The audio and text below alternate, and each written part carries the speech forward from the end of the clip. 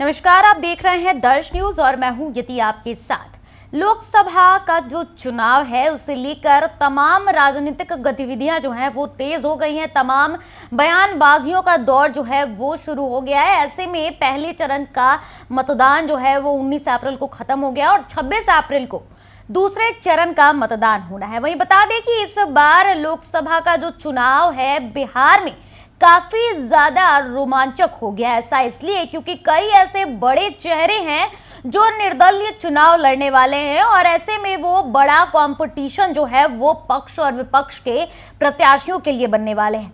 अगर बात करें हम काराकाट सीट की बिहार में, तो काराकाट सीट का इस बार का चुनाव जो है वो काफी ज्यादा इंटरेस्टिंग दिखाई दे रहा है। दरअसल काराकाट से निर्दलीय उम्मीदवार के तौर पर भोजपुरी के पावर स्टार एक्टर यानी कि पवन सिंह ने अपना नामांकन किया है। ऐसे में पवन सिंह जो है वो पूरी तरीके से अब एक्टिव हो गए हैं। काराकाट की जनता के बीच भी जा रहे हैं वो और तमाम तरीके की समर्थन को लेकर बातचीत कर रहे हैं, लोगों से मिल रहे हैं। देखिए, पवन सिंह की अगर बात करें तो पवन सिंह एक और चीज को लेकर काफी ज्यादा सुर्खियों में रहे, वो है अपने विवादों को लेकर। और पवन सिंह का जो भोजपुरी का अगर विवाद हम देखें तो सबसे ज्यादा उनका विवाद रहा खेसारी लाल से। जी हाँ, खेसारी लाल भी भोजपुरी जगत के जाने माने एक्टर हैं और ऐसे में आज खेसारी लाल पटना पहुंचे और इस दौरान पत्रकारों से बातचीत की उन्होंने। और जब पत्रकारों ने पवन सिंह को लेकर खेसारी लाल से सवाल किया कि पवन सिंह, जो कि आप उनको अपना बड़ा भाई मानते हैं, वो इस बार निर्दलीय उम्मीदवार के तौर पर चुनाव लड़ रहे, इस पर क्या बोलेंगे? तो इस पूरे मामले पर खेसारी लाल का बयान सामने आया। उन्होंने कहा कि वो चुनाव लड़ रहे हैं, इसी वजह से हम पटना तो आए नहीं है, पटना हमारा घर है, बिहार में हमारा घर है, इस वजह से हम आए हैं। और खेसारी लाल ने ये भी कहा है कि देखिए, बिहार में हमने सरकारें बदलती देखी, नेताओं को बदलते देखा, लेकिन बिहार को बदलते आज तक नहीं देखा।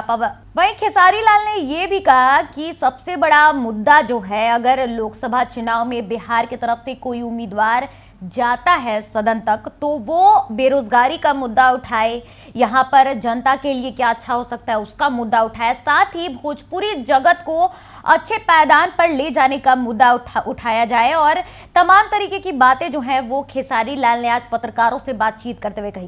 पहले हम आपको वो बातें सुनाते हैं जो आज खेसारी लाल ने एयरपोर्ट पहुंचते हुए पत्रकारों से की है।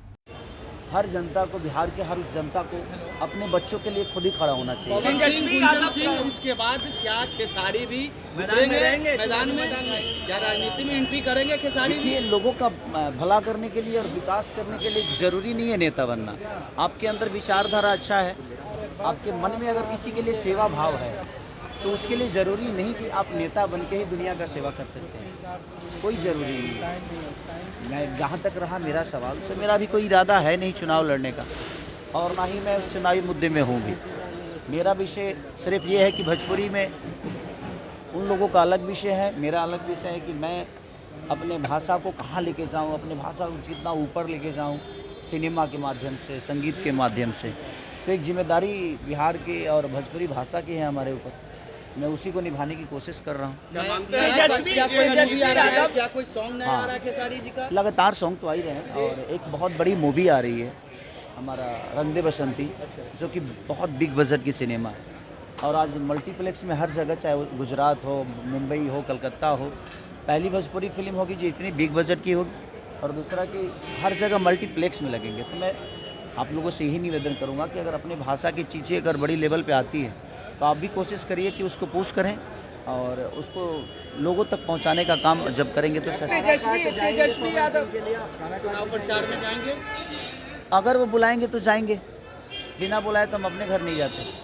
तो तेजस्वी यादव लगातार ये कहते हैं कि हम भी युवा हैं, खेसारी लाल यादव भी युवा हैं, तो क्या तेजस्वी यादव को सपोर्ट कीजिएगा इस चुनाव में? देखिए, जिसका विचारधारा अच्छा होता है, मेरे लिए कोई जाति मायने नहीं रखती, कोई नेता मायने नहीं रखता, मेरा संबंध मायने रखता है। उससे ऊपर हमारे बिहार का विकास है और मेरे से भी बढ़कर हमारे बिहार की जनता है। तो मुझे लगता है कि हम सबसे ऊपर हमारी जनता है, जो उन्होंने मुझे बनाया है और तेजस्वी जी को बनाया है। चाहे जितने भी कलाकार हो या नेता हो, अभिनेता हो, जो भी हो, सबको हमारे जनता ने ही बनाया। तो हम सबसे ऊपर है जनता। तो जनता के बाद जो करेगा, जनता के विकास की बात जो करेगा, जो जनता के लिए करेगा, उसके लिए मैं हमेशा करूँगा। पहला सवाल है कि चुनाव का माहौल है और इस चुनाव के माहौल में आपके जो बड़े भाई, आप बड़े भाई बोलते हैं पवन सिंह, वो भी काराकाट से कार्ड ठोक चुके हैं निर्दलीय चुनाव लड़ने का, क्या कहेंगे? मैंने चुनाव खाते हम थोड़ी पहुँचे, हमारा घर है तब पहुँच गए। बात ऐसा है कि मेरी शुभकामना है जितने भी लोग हैं सब लोग जीतें और सब लोग बिहार के विकास के लिए काम करें, क्योंकि देखिए जीतना हारना मायने नहीं रखता है, मायने तो विकास है, जो शिक्षा है वो ज़रूरी है। नेता बन जाने से अगर चीज़ें बड़ी हो रही है तो हम तो आज जब से उम्र है तब से कई सारे नेताओं को बनते हुए देखें, बट बिहार को बदलते हुए नहीं देखें। तो मेरी शुभकामना अपने भाई के साथ कि वो जल्दी जाकर संसद भवन में हमारे लिए, हमारे भाषा के लिए, सिनेमा के लिए, शिक्षा के लिए, लोगों के रोज़गार के लिए आवाज़ उठाएं और हमारी जहां भी मदद होगी उनके लिए हम हमेशा खड़ा हैं। खेसारी जी, लगातार आप चुनाव को लेके ये बात कहते हैं कि मुद्दे पे बात होनी चाहिए, रोजगार पे बात होनी चाहिए। इस बार 400 पार के बार नारे लग रहे हैं, इसको कैसे देखें?